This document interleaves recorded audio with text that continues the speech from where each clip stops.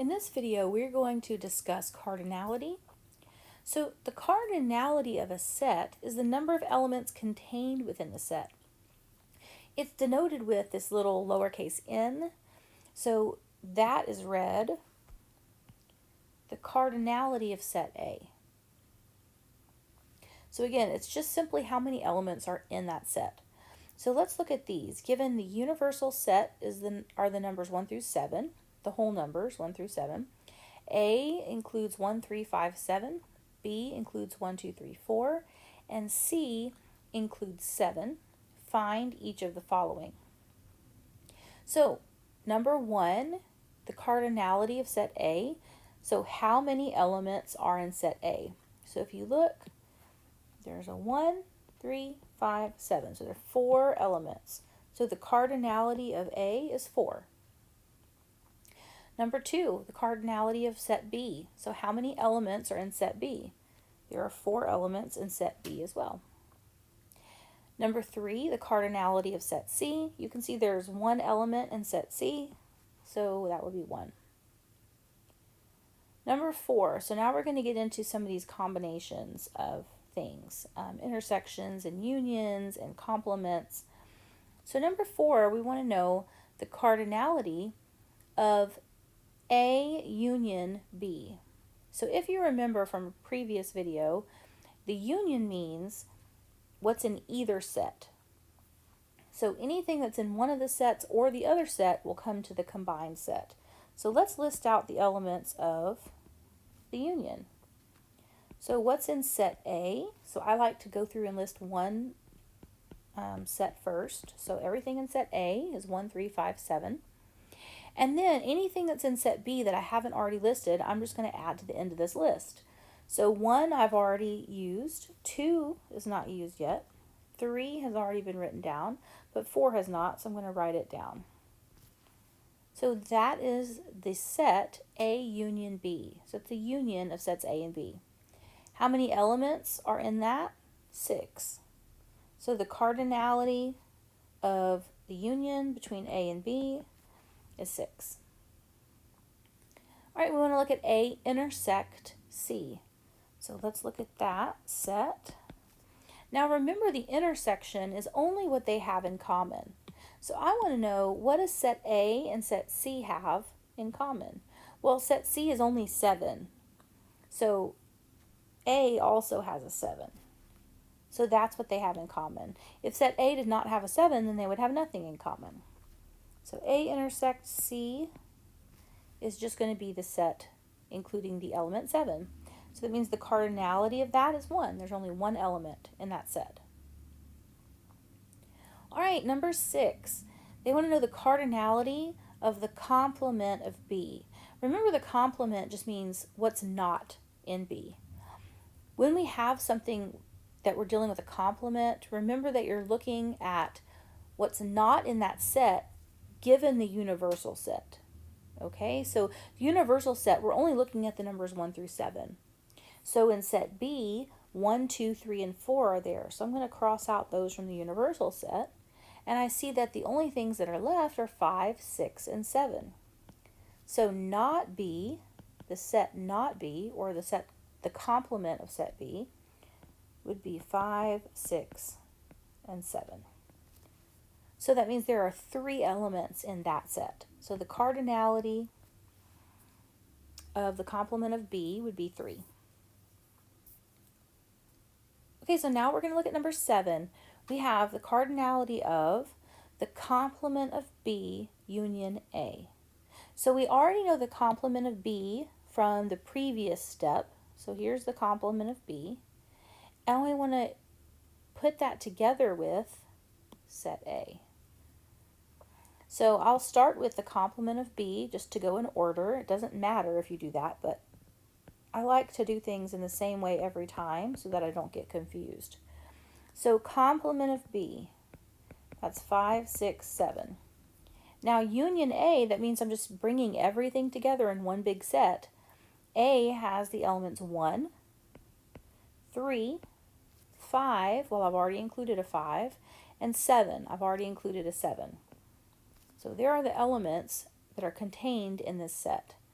To find the cardinality, I just count how many elements there are. There are 5. So the answer to number 7 would be 5. Number 8, it asks us to draw a Venn diagram that illustrates the sets described above. Include the elements in the appropriate places. So in this Venn diagram, I'm going to actually put the elements or the numbers where they go in the sets.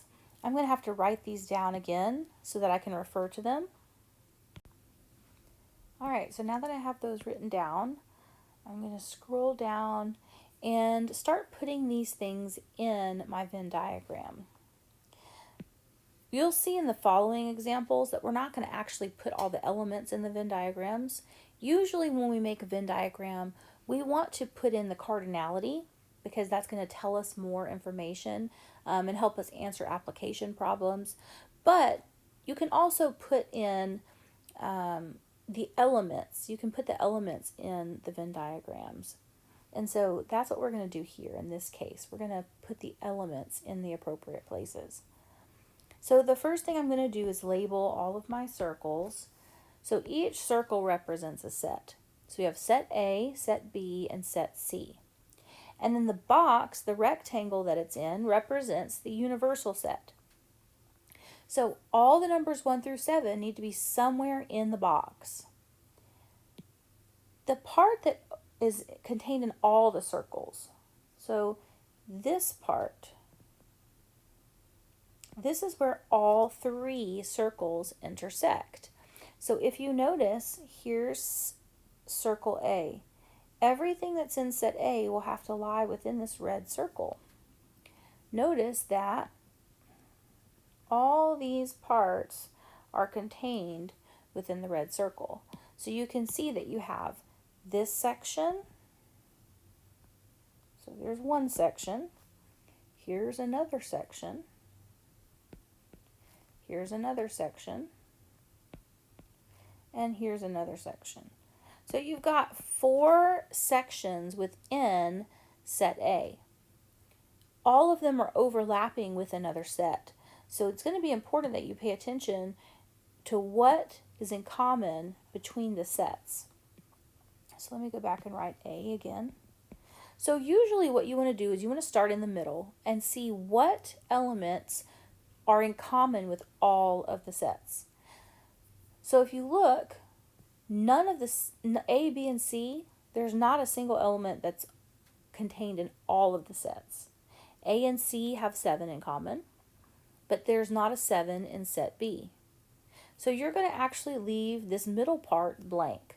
So this part right here is going to be blank this time because there's nothing in common between A and B and C. Okay, so nothing in common there. Now what you want to do is notice that here, here's set A and here's set B. So we've got this, it's kind of like a football shape right here. I'm going to color it in green. This is what's in common between A and B. And this bottom part is C, right? So this part is A and B and C. This part up here is what's in A and B, but not C, right? So this part is not in C. It's just what's in common between A and B. So if we look at our sets, we can see that A and B do have things in common. There's a 1 and a 3 that are both in A and B. So I could put a 1 and a 3 there because that's in set A and that's in set B, but it's not in set C. Okay, now let's look at what's in common between A and C. A and C have a 7 in common. So I'm going to put the element 7 right there. Now let's look at what's in common between B and C. So B intersects C. Remember that this is the B intersects C. And technically speaking, it's not in A, right? I'm just going to put B and C, but it's also B and C and not A. Okay, B and C don't have anything in common, so we're going to leave that blank. Now I'm going to look at set A as a whole. So within this entire circle A, I need to have all of my elements listed. So 1, 3, 5, and 7. I have 1, 3, and 7 listed, but 5 has not been listed yet. And notice that 5 is not in any other set. It's only in set A. So I'm going to put it right there.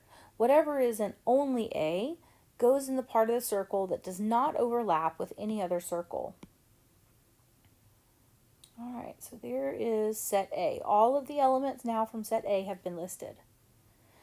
Now let's look at set B. Set B, I need to have the numbers 1, 2, 3, and 4. So if I'm looking at set B, here is the circle for set B. Within that circle, I should have the numbers 1, 2, 3, and 4. I can see that 1 and 3 have already been listed, but 2 and 4 have not. Notice that 2 and 4 are not in set A, and they're not in set C. So 2 and 4 are unique to set B. So 2 and 4 will go in part of the circle B that's not overlapping with any of the other circles. Okay, so now I've got all the elements that are listed in set B are now in the circle B. And now I want to look at circle C. The only thing that's in set C is 7, and I've already got that in the circle, right? So here's the circle C, and you can see that the 7 is already in there, and that's the only element in set C. So set C is done. The last thing you want to do is make sure that all of your elements from your universe are represented somewhere within the rectangle. So notice the numbers that I have listed, 1, 2, 3, 4, 5, and then 7. I don't have 6 listed. And that's because 6 does not live within or is not an element of any of the sets A, B, or C. So 6 is in the universe, but it's not in one of those sets.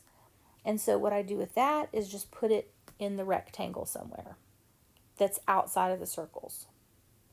And I've now given all of the elements from all of the sets and placed them within the Venn diagram. Okay, so let's look at how we will use that with cardinality. So in this example, given the cardinalities listed within the Venn diagram below, answer the following questions. So in the example that we just completed, we were actually writing in each element within the circles that they lived in. Here, though, this is not the elements. This is how many elements are in that area. So this 5 means that there are 5 elements in the set A intersect B intersect C. So there are 5 things in common between all 3 sets. So this is cardinalities. All right, let's see if I can fit this on here and the questions. Okay, I might have to write some of these. Give me a second. I'm going to rewrite some of these up here so we can see them. Okay, so we now have, hopefully you can see 1 through 7. I just rewrote 4 through 7 on the right-hand side. And we have our Venn diagram. And we're going to answer these questions using the Venn diagram. So number 1 is, what is the cardinality of set A? So what I'm going to do is I'm going to highlight or color what set A is. So set A is this entire circle. So this is set A. So these are the cardinalities, the number of elements that are contained within these different parts of A, right? So the 8 is what's unique to A. The 3 is what's in common between A and B only. The 1 is what's in common to A and C only. And the 5 is what's in common between A, B, and C. To find the cardinality of A in total, you would add up all of the numbers that are within that circle. So you would add up 8, 3, 5, and 1. And it looks like that will give us 17. So the cardinality of A is 17.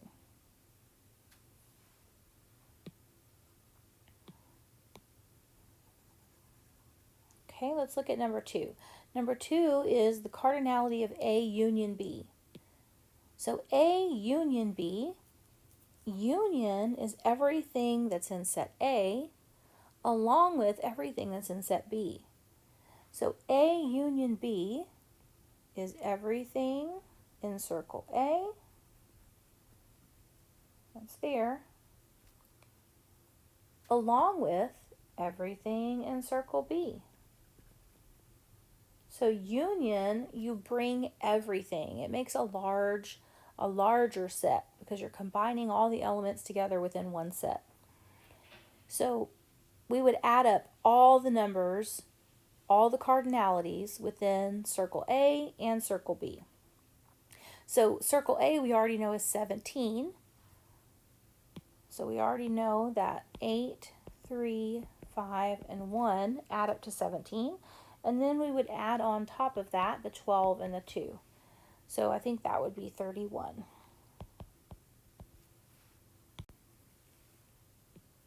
Okay, next we're going to look at number 3. That wants to know what is the cardinality of A union B union C. So union is everything. Remember that it's just adding up all of, or including, I should say including is better than adding, including all of the elements listed in any of the sets. So that would be everything from A, along with everything from B, along with everything from C. So it would include everything within the circle. We already know A union B is 31, and that 31 we included the underlined numbers. So the only thing we need to add to the 31 is the 9, and that will give us the union of all three. So that would be 40.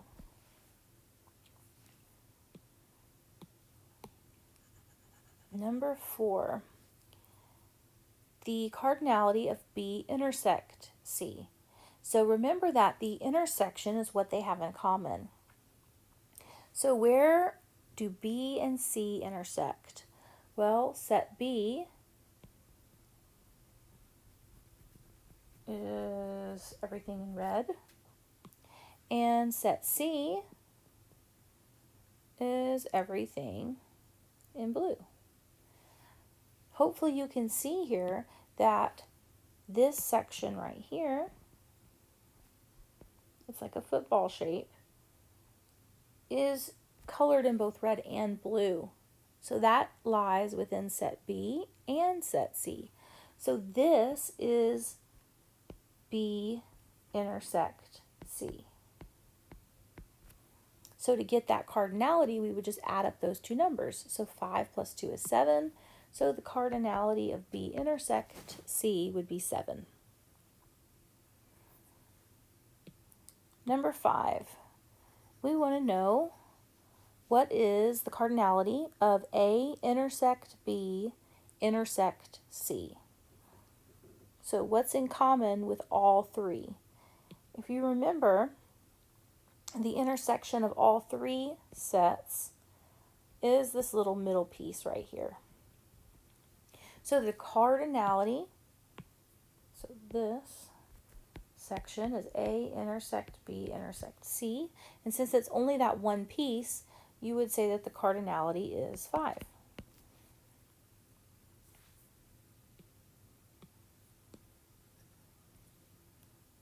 All right, number 6. What's the cardinality of not A union B union C? So it's good to start just like a math equation or a math expression. You generally start within the inside set of parentheses. So that's where I'm going to start here.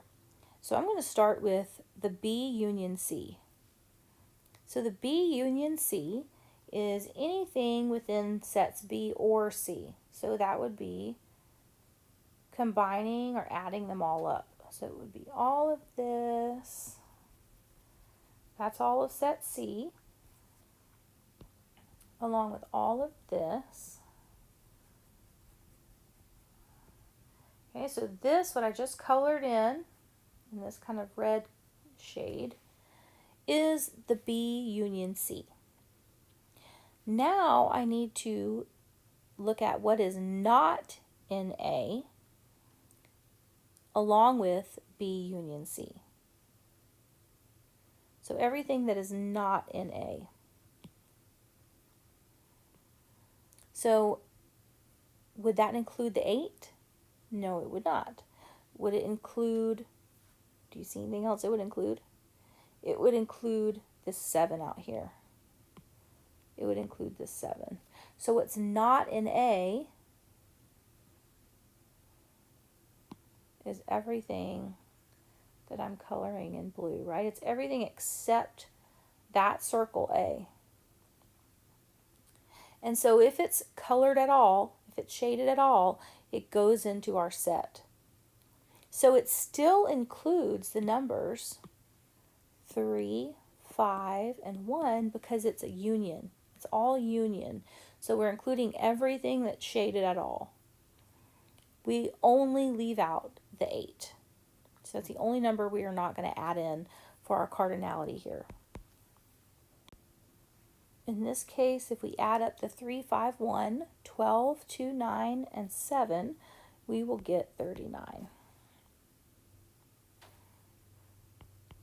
Okay, our last one is, what is the cardinality of the universal set?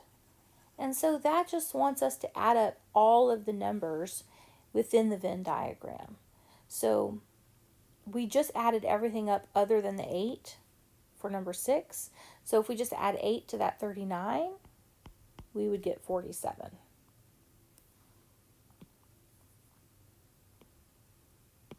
All right, let's look at the next example. So this example is an example with 2 sets. So the previous example, clearly we had 3 sets, A, B, and C. You could also have a Venn diagram with 2 sets.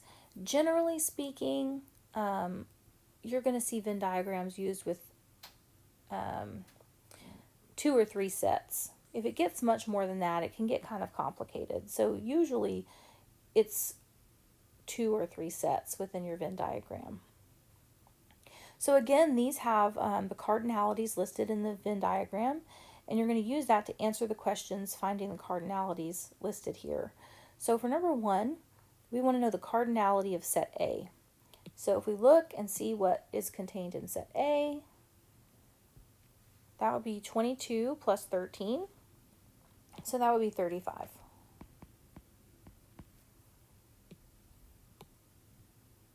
Okay, next we want to know the cardinality of A union B. So A union B, that's everything within A along with everything in B. So you're just going to add up the 22, 13, and 44. So it'll be 66 plus 13, 79. Okay, compare that to number 3. So number 2 is asking for the union of A and B. Now number 3 is asking for the intersection of A and B. The intersection means what they have in common. So that's only going to be this little middle portion. That's what they have in common. So they have 13 things in common. So the cardinality of A intersect B is 13. Number 4, what's the cardinality of the complement of A? So in other words, everything except A. So if I look at that, that would include anything outside of the circle, right? So here's circle A. It's anything outside of that circle.